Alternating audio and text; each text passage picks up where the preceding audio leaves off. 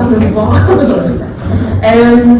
Moi, je suis professeure en psychopédagogie et enseignement professionnel à l'UQAR. Mais ce dont je vous parle aujourd'hui, c'est ce que j'ai fait durant mon doctorat que j'ai terminé l'année dernière en technologie éducative. Donc, dans mon doctorat, je me suis intéressée aux systèmes de recommandation, qui sont des outils et techniques suggérant des éléments susceptibles d'intéresser un utilisateur particulier. Donc, vous en croisez assurément tous les jours. Si vous faites des achats en ligne sur Amazon, on vous propose d'acheter des produits. Si vous êtes sur Facebook, on vous propose de devenir ami avec des gens. Si vous êtes sur YouTube, on vous suggère la prochaine vidéo. Donc, tout ça, ça fait partie du grand ensemble de systèmes de recommandation dont le but ultime, finalement, c'est de trouver parmi un très grand nombre d'items ceux qui vont être les plus susceptibles de vous intéresser. Dans le rôle du système de recommandation, il y a deux parties. Il y a la partie de prédiction. Donc, je vais prendre un item, un utilisateur. Je vais essayer de prédire l'appréciation qu'il va en faire. Une fois que j'ai fait ça, je prends la liste des X items qui ont eu le plus grand risque, la plus grande chance de plaire à l'utilisateur et je lui présente. Il y a différentes approches de recommandation. Je vous en présente trois. Il y en a d'autres, mais c'est les trois principales. Donc, la première, c'est une approche qui est non personnalisée. Donc, si vous arrivez sur Amazon, vous n'avez pas navigué, vous n'avez pas acheté, vous n'êtes pas connecté, on vous présente les produits les plus populaires dans l'ensemble. Donc, peu importe qui c'est, on va avoir le même ensemble de recommandations. Dans ce temps-là, ce qu'on voit généralement, c'est, vous voyez en haut là, le nombre d'étoiles, donc l'appréciation moyenne qu'il y a eu. Le nombre de votes aussi, ça permet de se faire une idée sur la confiance que je vais porter en cette recommandation-là. Si j'ai 5 étoiles de 2 personnes, si j'ai 5 étoiles de 1000 personnes, probablement que je n'aurai pas la même confiance en cette recommandation-là. On voit aussi un histogramme en dessous. Ça nous permet de voir la distribution des appréciations. Ça nous permet de faire la distinction dans deux situations qui pourraient être la même. Donc, je pourrais avoir une moyenne de 3 étoiles. Est-ce que tout le monde a trouvé ça moyen? Ou la moitié des gens ont trouvé ça exceptionnel et l'autre moitié des gens ont trouvé ça médiocre. On voit aussi en bas complètement des produits fréquemment achetés ensemble. Donc, ce n'est pas nécessairement le produit le plus populaire. La base verte de Lego, c'est assurément pas le produit le plus populaire d'Amazon dans ce cas-là, mais c'est celui qui est le plus susceptible d'être acheté dans la même transaction. Donc, ils se disent que ça serait une bonne idée de nous proposer pour qu'éventuellement on l'achète. La deuxième approche, c'est une approche qui est basée sur le contenu. Donc, ce que ça fait quand on fait un achat, par exemple, donc, ici, j'ai acheté des boîtes de Lego. Je fais mes captures d'écran avec mes derniers achats.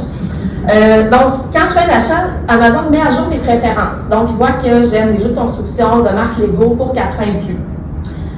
Si vous êtes des amoureux des mathématiques, là, en gros, ces attributs-là, c'est représenté dans des vecteurs. Puis pour faire la comparaison, on va calculer le cosinus entre les deux angles. Donc, plus l'angle est petit, plus le cosinus tend vers 1, plus c'est similaire. Si vous n'êtes pas dans la catégorie amoureux des mathématiques, je vous la fais en plus simple ici. Donc, il va aller comparer mes préférences avec d'autres items et éventuellement voir lesquels ont des attributs en commun. Et dans ce cas-là, il me présenterait probablement le dernier item parce que c'est celui qui a le plus d'attributs en commun avec ce que j'ai comme préférence. Si on regarde ce que ça donne dans Amazon, encore je parle beaucoup d'Amazon en passant, c'est pas parce que je me préférence pour Amazon, oui j'ai fait des achats comme tout le monde, mais c'est qu'ils ont été des précurseurs en matière de système de recommandation, qu'il y a beaucoup de recherches académiques qui s'est fait avec les données d'Amazon. Donc c'est toujours divisé en deux, selon notre navigation et selon les achats qu'on a fait. Donc en haut, je navigue pour trouver des Legos, il y a des chances qu'ils me présentent des Legos. En bas, c'est en fonction de ce que j'ai acheté avant. Puis là, ce qu'il me présente, c'est des items qui s'achètent bien ensemble, mais pas nécessairement dans la même transaction. Donc, si j'ai acheté une montre Fitbit, ben, il y a des chances que je vais faire avec les autres compagnies. D'habitude, j'essaie de faire attention. Bon, si j'ai un modèle de montre X, et la fois d'après, ben, on dit probablement que je voudrais d'autres bracelets. Fait que là, il ne me présente pas n'importe quel bracelet, il me présente les bracelets de la même marque ou de la même catégorie, qui ont les mêmes attributs que les achats que j'ai déjà faits. La dernière approche dont je vous parle, c'est le filtrage collaboratif. Ce qui est intéressant dans ce cas-là, c'est que ça va utiliser les préférences des autres utilisateurs pour me faire une recommandation. Donc, ce qu'on fait, c'est qu'on va aller chercher des utilisateurs qui sont les plus similaires à moi, par exemple, en fonction des items qu'on a déjà aimés. Donc, par exemple, ici, si je regarde, moi je suis l'utilisateur en haut, j'ai 4 utilisateurs potentiels. Il y en a avec lesquels j'ai des systèmes en commun que j'ai évalués pour commencer. Il y en a avec qui j'ai des systèmes qui ont eu la même appréciation. Donc, dans ce cas-là, ce qu'on peut déduire, en fait, ce que le système déduit, c'est que l'utilisateur D, qui a les mêmes préférences que moi pour les Lego et le Monopoly, va probablement prédire mon appréciation des Playmobil. C'est la version allégée, là, mais vous comprenez que c'est vraiment les préférences des autres qui servent à définir si on a des profils similaires, par exemple. Trois approches que je viens de vous présenter. Il y a des systèmes qui vont les utiliser de façon combinée, donc on va dire que ce sont des systèmes hybrides. Amazon est un bon exemple. Donc, selon la situation, que je sois connectée, que j'ai navigué ou pas, que j'ai un historique d'achat ou pas, on va aller tirer profit des algorithmes qui sont les plus susceptibles de fonctionner pour moi. Et là, vous êtes en train de vous dire, OK, on est dans un colloque en éducation un peu quand même, on y revient. Ici, je vous l'ai fait vite, là, mais c'est la même chose dans le fond, c'est qu'en haut, c'est selon l'historique de navigation, puis en bas, c'est selon l'historique d'achat. Donc, on vient en éducation. Ça pourrait être utilisé pour faire la recommandation de matériel pédagogique. Donc, par exemple, dans un environnement numérique d'apprentissage, on pourrait me dire, en fonction de ce que tu as aimé jusqu'ici comme cours, par exemple, je pourrais te pister vers un autre cours. Ça pourrait me pister vers des personnes avec qui j'aurais le goût d'apprendre. Donc, aller chercher des pairs pour faire des travaux d'équipe, ça se fait, ça s'étudie aussi.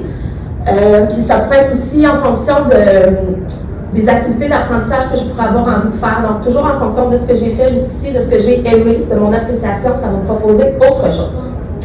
Cela dit, ce qui m'a intéressé dans mon doctorat, c'était plus particulièrement pour le développement professionnel des enseignants.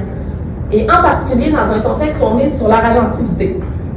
Là, vous allez me dire, la jambe qui? Ça, c'est la jambe de mon chum. Ça fait 7 ans que je me la fais chaque fois que je dis l'agentivité. J'ai pas le choix. Il veut sa cote à chaque fois que je la fais aussi dans un congrès. Donc, l'idée, c'est vraiment de. L'agentivité, c'est quand on a la capacité à formuler, à poursuivre des objectifs de développement professionnel. Donc, c'est toute l'idée où on passe d'une posture qui est plus passive. Donc, je vais attendre que mon directeur me propose une formation, je vais attendre qu'il y ait un colloque et que je puisse y accéder avec le fonds de perfectionnement. Et là, on passe vraiment dans une posture où on est plus actif. Donc là, on va tout mettre en place pour être capable d'assurer notre propre développement professionnel. Et là, ce que je me suis demandé, c'est comment on peut aider les profs, comment on peut les soutenir dans cette démarche-là. Et pour répondre à cette question-là, j'ai fait des ateliers de co-design avec des enseignants. Donc, des ateliers qui étaient basés sur une approche de futur workshop. Donc, c'est en gros ce que ça vise finalement, c'est à résoudre des situations problématiques à partir de 4 étapes. À la préparation, on échange entre nous sur la démarche, nos objectifs respectifs. Donc, c'est vraiment des gens qui sont dans la pratique. On peut comprendre ce qu'ils viennent faire là aussi, finalement, c'est quoi leurs attentes à eux. Ensuite, on passe à la partie critique. Et ça, c'est la partie plate un peu. C'est la partie où on va dénoncer tout ce qui ne fonctionne pas. C'est quoi les freins? Quand je veux prendre mon développement professionnel en main, qu'est-ce qui m'empêche de le faire? Je vous le dis, là, les deux premiers, c'est tout le temps l'argent et le temps.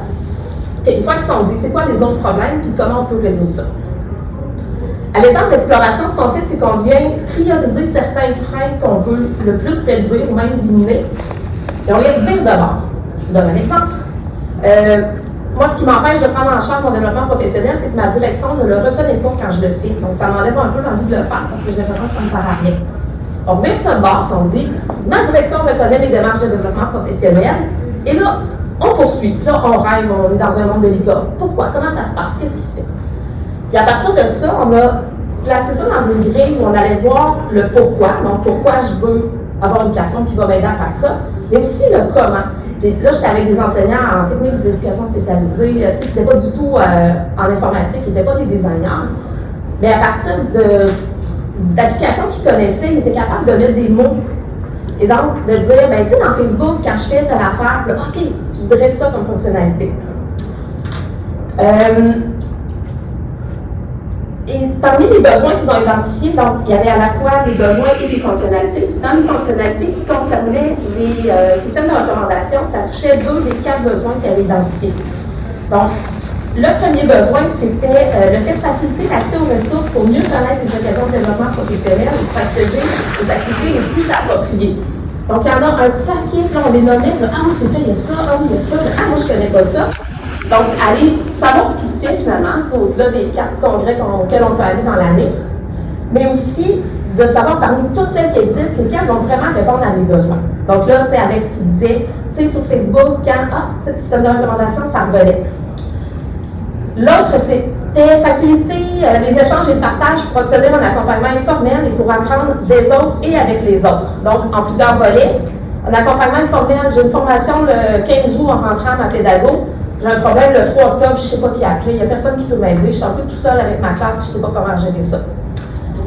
Les deux autres volets, apprendre des autres, donc mes collègues qui ont une expertise, j'aimerais ça pouvoir en profiter, puis apprendre avec les autres, donc ceux qui veulent apprendre la même chose que moi, mais on pourrait se mettre en gang et avoir du fun ensemble à apprendre ça. Au bout de tout ça, avec ce qui avait défini comme besoin et comme fonctionnalité, j'ai développé une plateforme que je vous présente brièvement. C'est une plateforme dans laquelle les enseignants peuvent entrer un objectif. Non, pour commencer, ils entrent leur profil. Dans quel collège ils enseignent, dans quelle discipline ils enseignent. Ensuite, ils entrent leur objectif de développement professionnel, donc toujours avec en filigrane de l'agentivité. On veut qu'ils se mettent en action, mais on va commencer par définir l'objectif. Ensuite, il y a un certain nombre de préférences. Donc, est-ce que je veux ou pas partager mon objectif avec les autres? Donc, est-ce que je veux éventuellement trouver des gens avec qui apprendre? Et est-ce que je veux que d'autres puissent apprendre de moi? Est-ce que j'ai une expertise? Si oui, laquelle définie? Et d'autres préférences, là. Est-ce que ça peut être, est-ce qu'il faut que ça soit gratuit? Est-ce que ça peut être payant? Est-ce qu'il faut que ça soit en ligne, en présence, synchrone, asynchrone, hybride, tout ça? Et à partir de ça, ça me permettait d'avoir un profil qui permettait de faire afficher d'abord toutes les ressources du réseau collégial qui sont accessibles gratuitement ou pas aux enseignants, c'est-à-dire des récits prof web, des dossiers sur prof web, éducatif maintenant, des formations technopédagogiques à la POC, des cours à la Performa, des rapports de recherche avec le Centre de documentation collégiale. Donc, à partir de tout ce qu'on a, puis il y en a donc là, en fait, si vous faites le tour des salles, là, tout ce qu'on a. Donc là, à partir de ça, ça a permis de, les centraliser, mais deux, après ça, à partir de ce qu'ils m'avaient donné comme préférence, mais aussi à partir des évaluations qu'ils faisaient, de leur fournir des ressources. Donc, je veux absolument des ressources en ligne, parfait. Ah, mais t'en as regardé une qui n'était pas en ligne, puis tu l'as aimé, finalement, tu allé faire un cours, puis tu as aimé ça. Fait entre ce que je déclare et ce que je choisis, finalement, dans mes préférences, il y avait une certaine distinction parfois. Et donc, en faisant ça, ça répondait au premier objectif que je vous ai présenté tantôt, d'accéder aux ressources et à celles les plus appropriées. Puis le dernier volet, c'était aussi avec les personnes, donc les personnes qui ont des objectifs similaires, des personnes qui ont une expertise que je recherche pour atteindre mon objectif. Évidemment, après tout ça, ben, là, je suis très contente, mais je voulais voir si ça fonctionnait un peu. Ce que j'ai fait, c'est que j'ai fait 3 itérations. En fait, les 2 fois, j'ai fait 3 itérations. Pour l'évaluation, j'ai fait 3 itérations avec... chaque fois, c'était le même questionnaire pour commencer. En fait, je demandais aux enseignants d'utiliser la plateforme. Ensuite, ils répondaient à un questionnaire en 3 volets. La première partie, c'est est-ce que ça répond oui ou non? Ben, en fait, c'était gradué un peu plus que ça, mais est-ce que ça répond aux besoins qui avaient été identifiés à la première phase? Il y avait une partie sur l'appréciation de la satisfaction quant aux ressources qui avaient été recommandées. Et la troisième partie, c'était sur l'expérience utilisateur, vraiment plus sur l'interface. Chaque fois, j'allais croiser les données avec ce qu'ils me disaient dans le questionnaire, mais je croisais ça aussi avec les données qui avaient entré dans la plateforme. Puis avec toutes les actions qu'ils faisaient, je vous jure que c'est passé au comité d'éthique, c'était pas des blunders, mais quasiment. Chaque clic qu'ils faisaient était consigné dans un journal d'événements, puis ça me permettait après ça de retracer finalement le parcours qu'ils avaient fait dans la session où ils étaient allés sur la plateforme. Puis tout ça, ça m'a permis de faire des améliorations chaque fois. Puis certaines fois, c'était une demande explicite d'un enseignant. Par exemple, j'en ai une qui m'a dit ben moi, j'aimerais ça communiquer avec cette personne-là pour son expertise, mais en même temps, je ne sais pas tant que ça, c'est qui. J'aimerais ça en savoir un peu plus sur cette personne-là. Est-ce qu'on pourrait avoir une courte biographie? OK, on rentre ça dans la plateforme. Puis d'autres fois, c'était selon l'analyse que je faisais que j'allais valider, parce que chaque fois, je revenais vers les enseignants en disant je crois comprendre que, est-ce que c'est bien ça? Puis là, il y avait un échange avec ça. Puis par exemple, une fois, l'enseignante n'avait pas entré de mots-clés avec son objectif, et je lui ai demandé pourquoi. Elle m'a dit, j'avais pas vu qu'il fallait que je le fasse. Fait que là, ça m'a permis d'ajouter dans l'interface des pastilles pour faire des notifications aux endroits où il y avait une intervention à faire. Une autre fois, l'enseignante n'avait pas entré la discipline dans laquelle elle enseignait. Je lui demande pourquoi. Elle m'a dit, je savais pas que ça allait changer quelque chose. Fait que là, chaque fois que leur intervention faisait en sorte que ça changeait quelque chose dans la plateforme, parce que je ne vous ai pas tout montré tantôt, mais il y a une partie où c'est ce que les gens de ton collège ont aimé, puis ce que les gens de ta discipline ont aimé. Et là, ça permettait d'aller raffiner un peu cette sélection-là. Fait que là, j'expliquais mieux finalement à quoi ça servait d'entrer ces informations-là.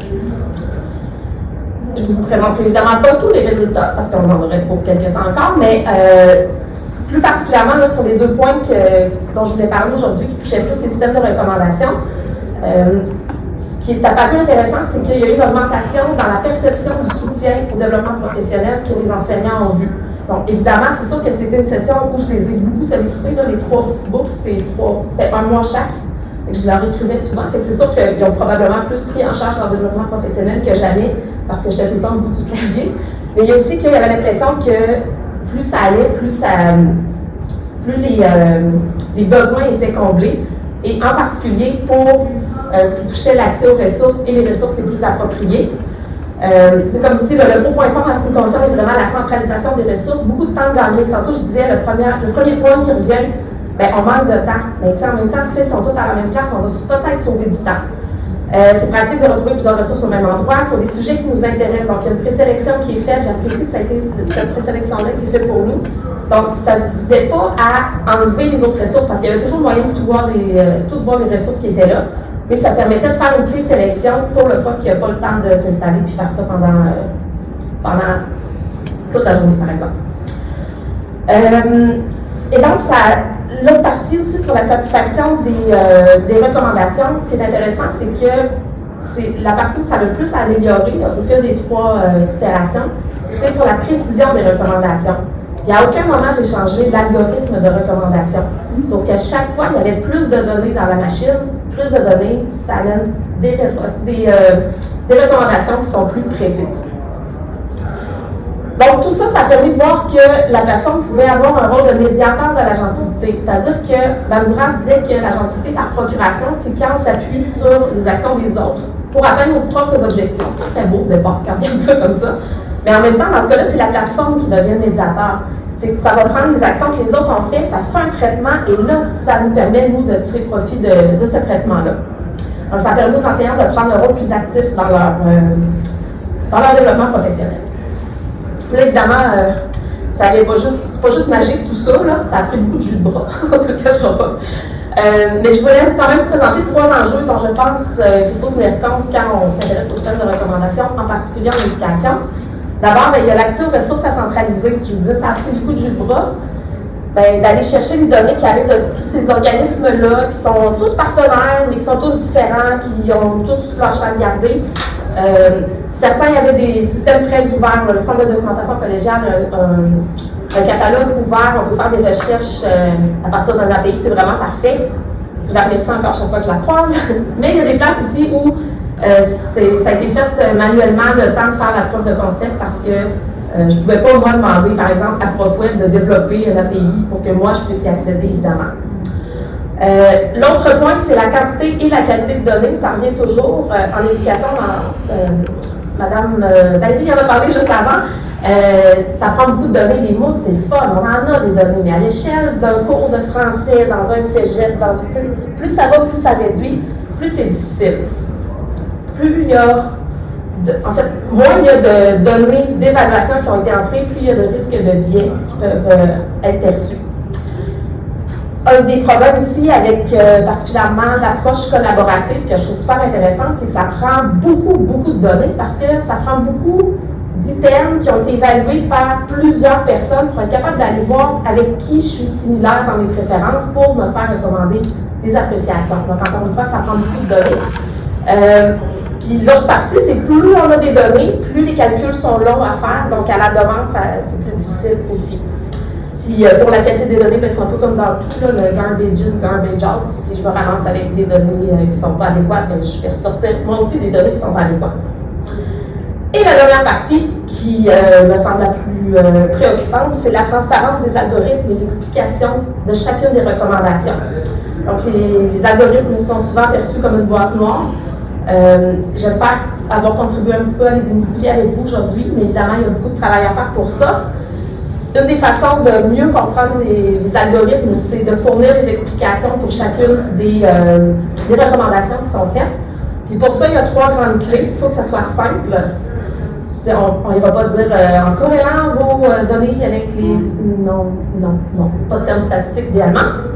Il faut que les représentations visuelles soient accessibles. On a vu l'histogramme tantôt, mais la recherche dit que c'est encore ça qui fait le meilleur travail. C'est la meilleure représentation pour illustrer les appréciations des autres. Et également, il faut fournir les performances d'une recommandation. Donc, tu sais, des fois, on voit, par exemple, est-ce que ça a été utile ou est-ce que, je sais pas moi, 20% des gens ont trouvé que c'était un commentaire utile en lien avec la recommandation. Donc, ça permet de voir que je peux avoir confiance ou pas en la recommandation que j'ai eue. Fait que tout ça ensemble, évidemment, c'est des enjeux qu'il faut absolument considérer quand on s'y intéresse, en particulier en éducation, parce qu'on n'est pas là pour vendre des choses, on est là pour soutenir l'apprentissage. Donc, il faut en tenir compte pour réduire les biais le plus possible, mais je pense que c'est quand même une opportunité intéressante d'utiliser des systèmes de recommandation dans un objectif de soutenir l'agentivité des enseignants. Merci. Là, je prends une gorgée d'eau.